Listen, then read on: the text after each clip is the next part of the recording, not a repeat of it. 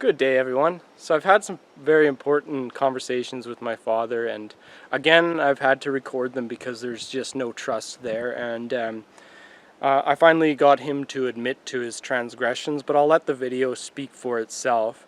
I have multiple videos, and some of them are quite long, and they expose a lot of different things. However, when they went out to the fields and they saw that there was wheat and tares planted together, Jesus said not to pull up the tares because you might pull up some wheat along with it. And the hidden meaning there is that, yes, there is a lot of things going on in this situation. However, until we actually know, we shouldn't be pulling up out tares and making judgments to pull out the tares, which are the weeds among the wheat, because you might accidentally pull out some wheat with that. So that's why I'll release other parts of the video in it, and I know it doesn't give you a lot of context, some of the the first smaller chunk, but that's from an hour-long conversation that we talk about a lot of very important things, and he admits to a lot of those things. So that stuff I am going to have to just keep to myself and to a few other trusted people. However, my father has been exposed, and I don't condemn him in any way, because maybe he'll change his mind. However, in this video you will hear a lot about this story, and you'll probably want to hear a lot more about this story, because it's going to be like, what? There's a lot of stuff that needs more context, and it will come out as it comes out. However, also in the playlist that this one will be in, there's a bunch of other videos that go through and explain the story a little bit better, and in time, all of these little pieces that I'm putting together are going to back up the story that needs to be told, and that's the truth. So I wrote this letter for my father, and there's some things questions I put in the letter that I wanted to ask him right then, so I called him and read the letter to him. Again, I recorded him because there's important questions I asked to see what his reaction was to justify things. So please listen right till the end, and all of you that are putting this effort in to know truly what happened behind the story, I appreciate you all so very much. I will be sending this out to the whole family and everybody again. And last time I did this, I'll let the video speak for itself, but my Auntie Becky is one of my old family that's still my new family, because she chose to reach out and have heart-to-heart conversation with me, and she trusts me. So I will let you watch the rest, and again, thank you all for caring that much to know about this story, and I love you all, and God bless.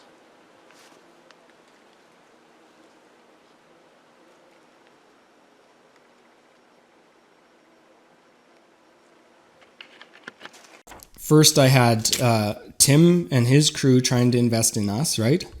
And they ended up building our exact vision over there without us, because we didn't like them, because they're fucktards. So that's the first people that were interested in us. Then Lori, right? Lori Venning. Yeah. The Shambhala guys wanted to do business with me. Massa and her dad wanted to do business with me. Danny wanted to do business with me, and Craig's dad wanted to do business with me, all in the same period of time. And all serious players with me. Like, some of these people are billionaires and even millionaires here, right? Yeah. And so that's just an example too of what was going on in that period of time. Tim and the crew wasn't in that period of time, and Danny was kind of a little early, but all those other people were all in the same period of time, right? And you, like we talked about last time, I brought all that stuff over to your house, the ark of all my medicines and plants and myceliums and all the things that I knew the cops would get if they raided me. Yep. What in the world did you see that would give me some idea that would have happened to me at that point? You just had foresight. That's premonitions, right? Well, I mean, I've even had foresight, and sometimes you and I both know that. We felt what the other is feeling from across the world. we have this, something doesn't feel right here, and people saying now, trust your gut. Right? Remember So before that, you obviously thought something was going down, and remember before or that, it could go down. But remember before that, I was like, could you tell Jordan to talk to the cops so we can like talk? Because I knew some stuff was about to happen. And that was the stuff where it was probably a little weird for you guys, but I like knew. And how in any world would I think that my house would get raided by the cops? That's it's to put all that effort in and take living plants and all that stuff and living mycelium and all that and move it over to your house and seal it all up. Like that's, and that stuff was happening a lot. So like I just, we had used the only threats that you saw, maybe you don't think is serious, but you have to understand who it came from, was from the person that was selling me records. You were there for it. Yeah. So, and I had multiple threats against me. I called you during the one at Backroads. I mean, you weren't there for it. Yeah, I remember you telling me about that. I could hear the guy in the freaking background. So that shit was those 2 times that I could show you how it happened. Like you were kind of involved. So I had, for me to be like a bit paranoid that people were after me, and like trucks sitting at the bottom of my driveway, this chew outside, my dog being poisoned. If all those things come together and I'm acting like I need to keep an eye out and for a threat and be ready for a threat, is that pathological? I wouldn't call it pathological, right? I'm just saying that paranoia can come in, and some of it's paranoia, some of it's real threat. Right? You don't know which is which, and it's probably best to be ready for the worst, right? So like knowing that all the stuff we just talked about, all the weird stuff with Mass's dad, the wandering Jew statement, the Mass's text where after that wandering Jew statement, she was even more interested. Her dad wanted to work with me instead of like, don't get the thing, we'll work together. Then the Shambhala connection, my premonitions, and and Lori Venning saying, oh, you'll meet Jordan Peterson and here's millions of dollars. And at the end of our relationship, the last thing he said to me is, you're fucking done. All that stuff that happened. When we're sitting in the mental institution and we're talking about this stuff to the psychiatrist, and you're sitting there with me, and she calls me delusional, and you didn't say anything.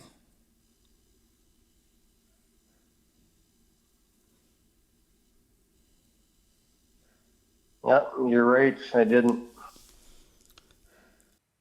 If I'm going to be stopping in certain places to either ask a question or give you a chance to rebuttal anything I'm saying, or if you have a comment on anything I've said, and if it's something that you feel like you need to comment on right away, then in that case, feel free to cut in. Okay.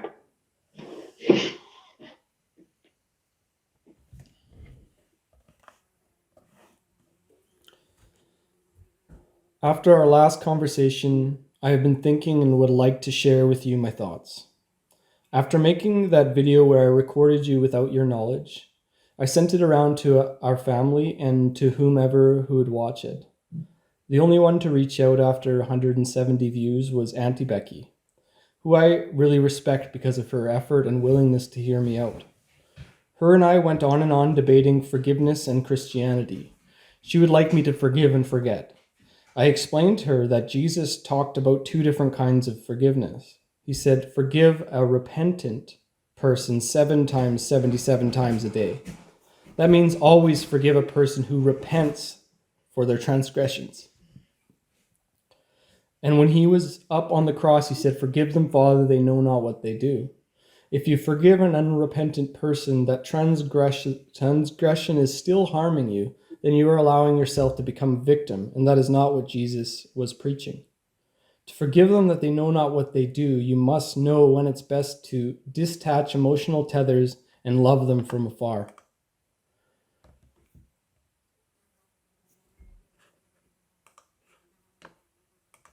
with prayer and protect yourself from further harm. I have been very good at forgiving all of you because I know it's your unresolved trauma that keeps you from the truth.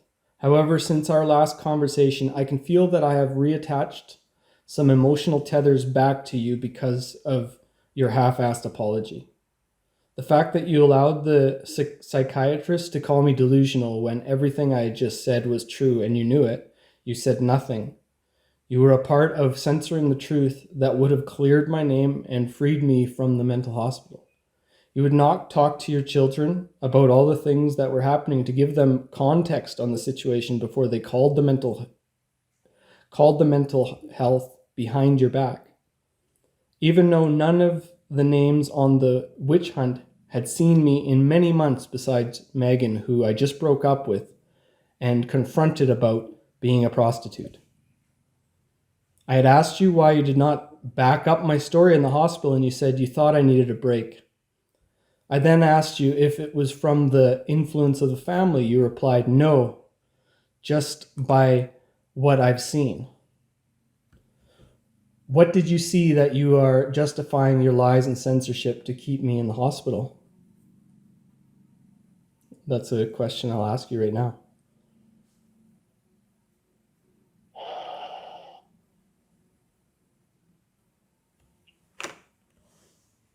I saw you on the edge, on the verge of hurting yourself or causing yourself harm or somebody else harm because of the way you would confront, the way you were planning to confront, the way you told me how you confronted these people, how in... Well, can you just do a single scenario that, because first of all, confronting somebody is far from causing them harm or causing myself harm. If they did something to me because I confronted them, that's a different thing, would you say? If they did something to you because you confronted them?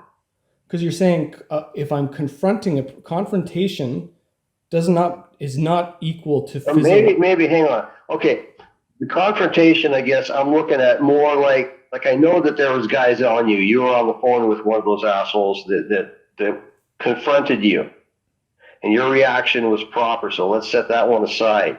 I guess I'm talking about the intimidating factor. In what scenario? How you were on the verge of confrontation because you were very intimidating. You talked about being intimidating with these guys downtown and shit. That one situation where those guys were downtown that I stared them down when I was walking my dog when I was staying at the hotel on Baker Street. That's your reasoning for that? And first of all, that was after your family called mental health on me. So another one, please. Check. No, didn't work. Next one. Tell me another situation.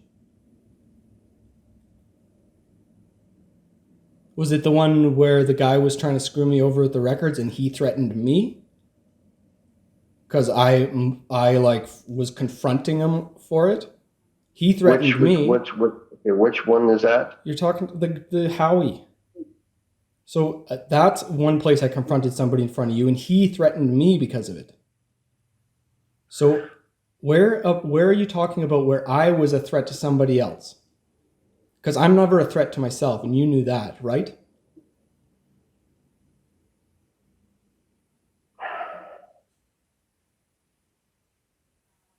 See, that thing with Howie, you read it very extreme. I guess maybe I read it wrong, but I read it like, this is my reputation, and these people stand behind me. It was something about the deal you guys were talking about. He even tried to make it a joke. So he even said, "Oh, it's just a joke." You heard him say that. But what he said was, when we were in confrontation, he's like, "Well, I'm friends with all the dark people in the trailer park." He was using them as a threat against me. And I said, "Are you threatening me?" And he said, "Oh, it's just a joke." So you read into that as if it wasn't a threat? I didn't hear dark people or what kind of, or some other words to that effect. It was it might have been a different word. It looked like, oh, I've got people who stand behind me. Now, if if he used different words that you thought was threatening, then I didn't read it. Okay, well, anyways, it wasn't me threatening him or putting any violence towards him. So, and where's the other situation where you're saying I might have hurt somebody?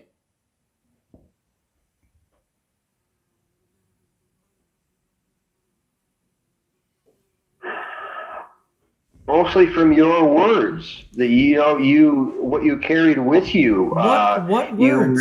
If somebody was to come at you, like, I mean, if somebody tried to punch you, I was afraid you might go further than that. And you got that from what? From what words? And that you have proof of, first of all, because you're just saying some words. I had some words that I would went too far if somebody tried to punch me. You think I would have accelerated from a punch? Who do you think I am? And when that's what I was afraid of. Okay, so if you don't call first that of all, reaction, call it a reaction. But that was my reaction. And that is all you can come up with why you had me you were involved with leaving me in the mental institution, not backing up the story right then. Because that is freaking unreal. And if you don't have any evidence of that and you're just saying, oh, you were scared for just some feeling inside you, well, your feelings aren't facts, and that is BS. I'm being intense with you right now. Does this make you feel like, oh, he's dangerous? Well, no, I'm being intense with you because your idea in your head that you created was in your head. So I'm asking you, again, what do you see that you're justifying? What did you see that you see, okay, first of all, that you are justifying your lies and censorship during that conversation when could have got me out of there and you didn't speak up in the hospital?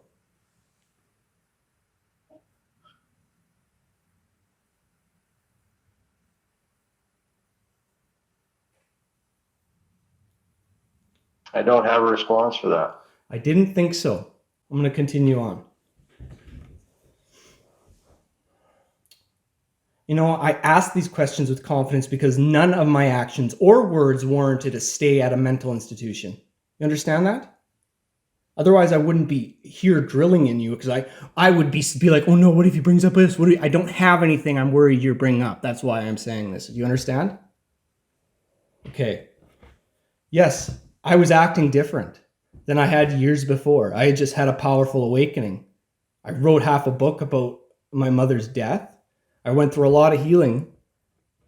And in return, it awakened my true spirit. Were all my actions healthy? And were my perceptions 20/20? Of course not. Whose are? If there was anything in particular you were worried about, you should have brought them up at the time. And now you can't even come up with the things you were worried about to justify not speaking up. I pre-wrote that because I knew you wouldn't come up with anything, okay? After 2 counselors and psychiatrists cleared me a few days earlier, you with no psychiatric training thought I needed to be held in the hospital for 12 days against my will, forced on meds that in the end almost killed me. Do you have anything to add to that situation? No, I don't. The only time I saw Jordan in months was when he jumped across the table at me at the restaurant and you backed him up and sent me out of the restaurant. I was giving him a hard time for talking about the waitress's ass right after he got off the phone with his girlfriend. She had just told Jordan about the drug overdose death her brother was involved in. Seconds later, he's disrespecting her. In the past, you said, that's not how you remember it. Well, then how do you remember that situation?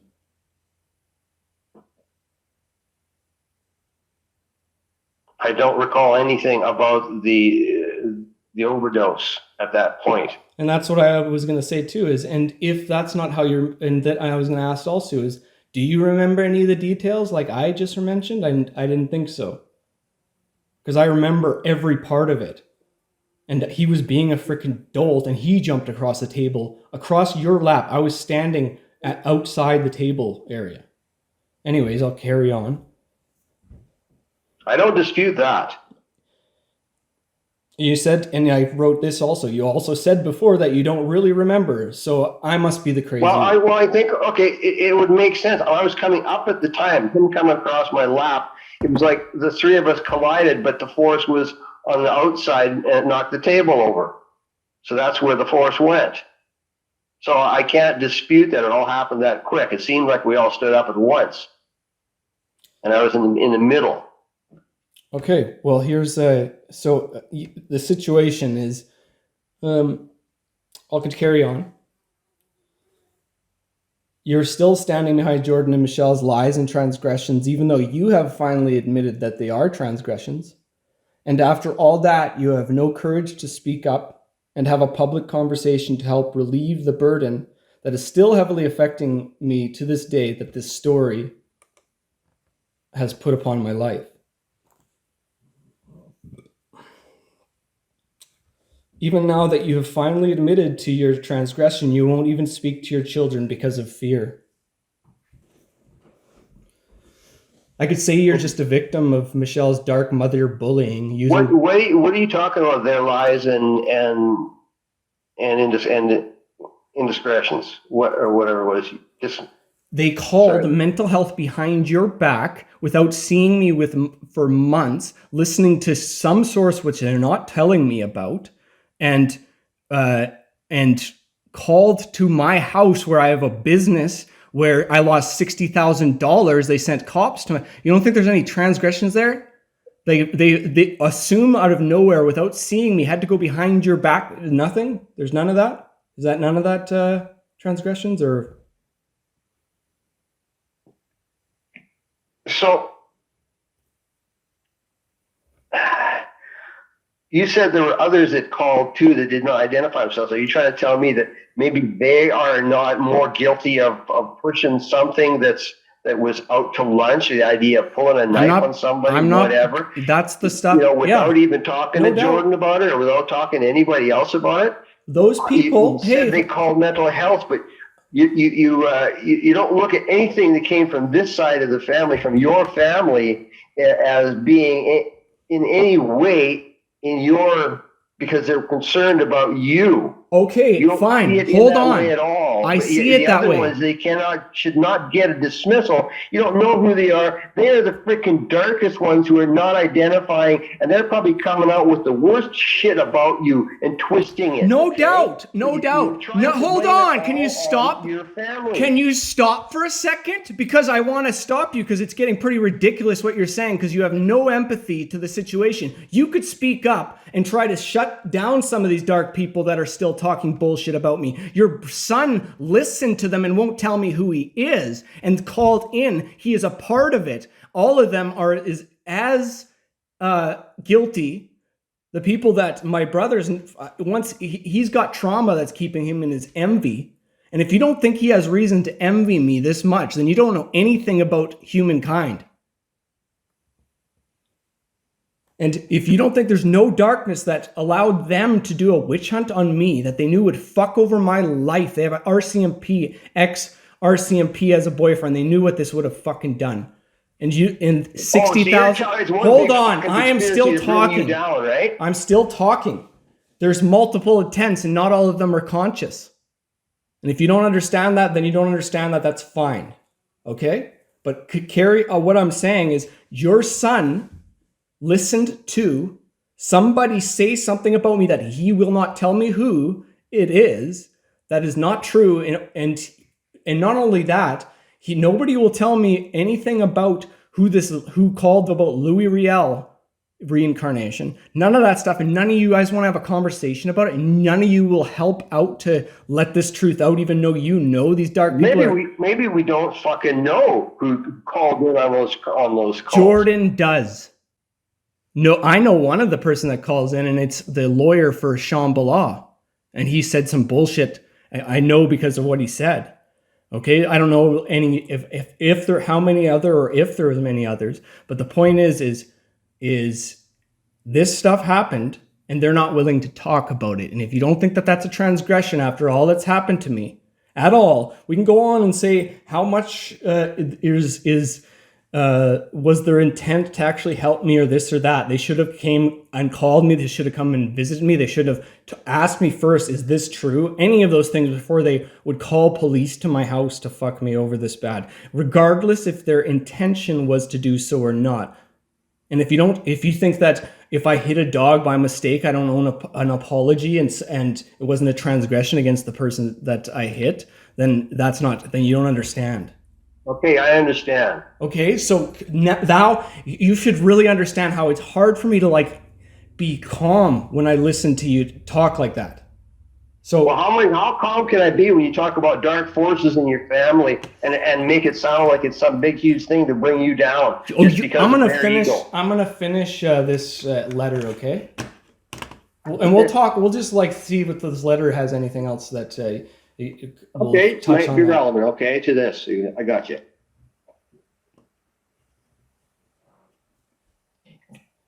I'm still the crazy uncle that's not allowed to see his niece, and you don't care to fucking stand up and say anything about that. That's not in my letter. I just feel like adding that in there. But oh well, we'll keep on going here, okay? No darkness happening at all, right? Okay.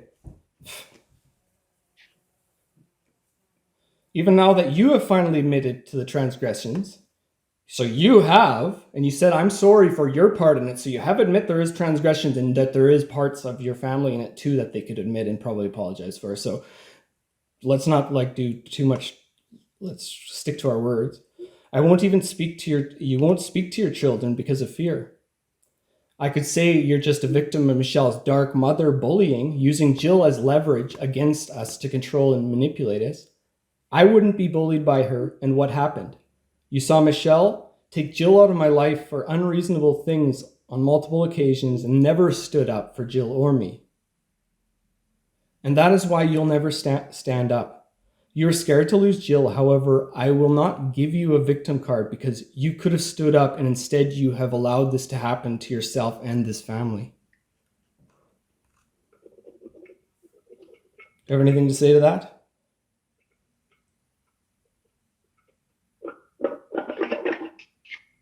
I'll carry on. In the last year and a half or even 2 years, you have not contacted me at all besides a text on my birthday and Christmas. You not commented or encouraged me on any of the 340 videos and new music I have written in the last year. You'd rather tell yourself a story that I've lost my mind and cut me out of your life, probably in some kind of attempt to make yourself victims, rather than admitting the truth, having a conversation so we can find the truth, admitting that what's really going on here. Jesus' mother and brother were worried that Jesus had lost his mind. He was causing all this chaos in the town by confronting the lies and corruption of very dangerous people. The question I ask is, was it his words that were delusional? Or do you think he was crazy to take on people that would, in the end, put him up on the cross? And by what you're saying right there is that you think I was the one that was going to hurt people. Okay, well, I don't know. I thought the question is maybe you thought people were going to hurt me. Maybe I thought maybe I could go that far because I thought you'd know me better than that. But Jesus was speaking to his apostles when one of the followers said, Jesus, your family is outside, here to retrieve you. And Jesus said, is that my family? Or is this my family, those who do the will of God? Jesus called those who trust his word, his family. Relationships are nothing without trust. So even though you did apologize in our last conversation, I cannot take it as a true apology until you make it public and confront the rest of the family with this truth. As far as I know, you're just being two-faced person that is willing to live between two worlds, 2 + 2 = 4 and 5 at the same time. Unfortunately, I don't really know if I can trust you at all. People show their true colors during the hardest times, and your colors are truly apparent. Without this proper apology, we will not be able to redeem this relationship. And the way you have acted shows me I'm not worth the effort for you to take the steps towards that redemption. I'm not going to say I wish you were more this way or more that way in the past, because everything that has happened to me has made me who I am and has led me to all the blessings I'm receiving now. However, who I am now is not who I was when I was your child. And so you will either see me for who I am and who I am becoming, be truthful and start to redeem your trust, or you can keep up the Patrick is bipolar story you have been telling yourself for the last few years. I promise you the latter will keep you disconnected from the Holy Spirit. In other words, it'll keep you spiritually dead. Why my intention for writing this is to let you know, until you bring this truth to the rest of the family and make it public, your apology is not trusted and therefore is not accepted. Would you believe someone who was as dishonest as you were at such an important time as this was?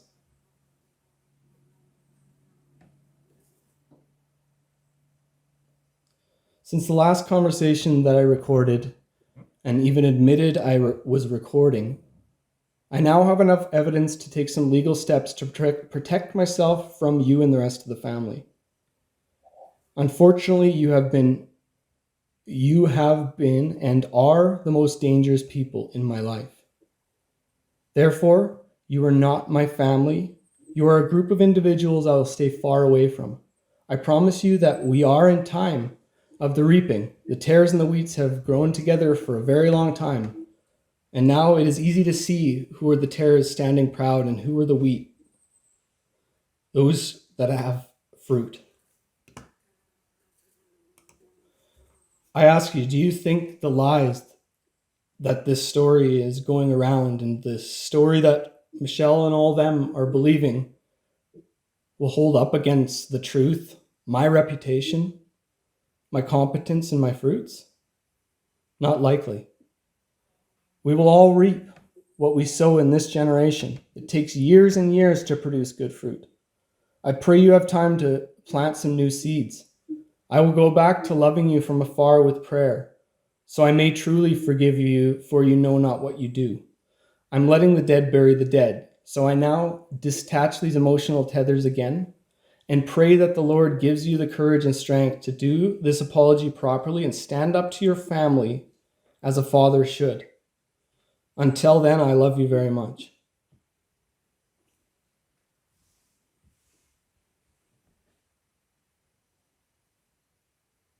I love you very much too.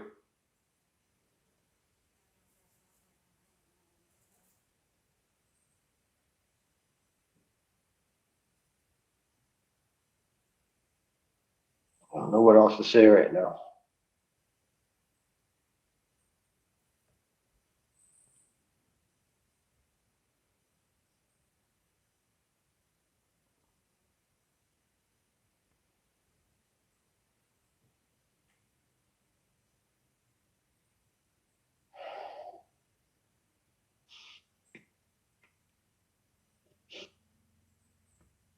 I think all's been said then, hasn't it? Yeah. And yours is just as usual. You don't put any effort in, don't try. Like, that's what, to be honest, that's what makes it easy to like walk away from these, because you're not trying. So it's like, why would I try? So I just wrote 1,600 words to tell you what I think before I walk away from our relationship. And I was good until you did your half-ass apology, because I was attaching those. I was like, hey, maybe I can start to have a relationship with my father again. But you know what? I woke up with those feelings and I'm like, I'm going to write and find out and I can express why that's not a real apology and why I have to now just pray for you. Because you are under black magic, whether you understand it or not.